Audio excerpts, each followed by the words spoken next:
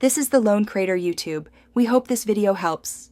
You start right now by verifying your Windows build and enabling CPU virtualization in BIOS. This matters because WSL2 needs a VM layer. Once done, open PowerShell as administrator. This is essential so commands run with system privileges. Run the built-in installer to enable the features and install a distro.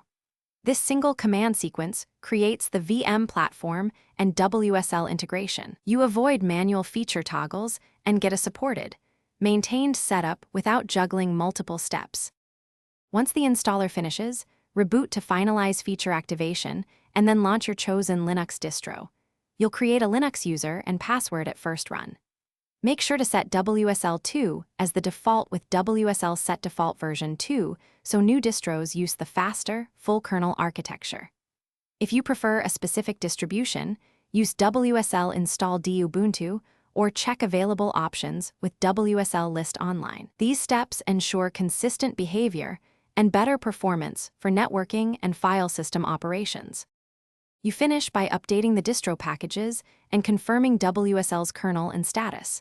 Run sudo apt update and sudo apt upgrade to get current packages and WSL status to check the environment.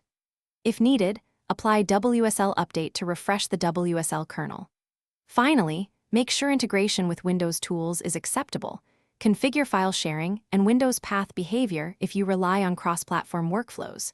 If something breaks, a single troubleshooting step is to re-enable CPU virtualization in BIOS and run DISM. Thanks for watching. Consider subscribing if we helped you.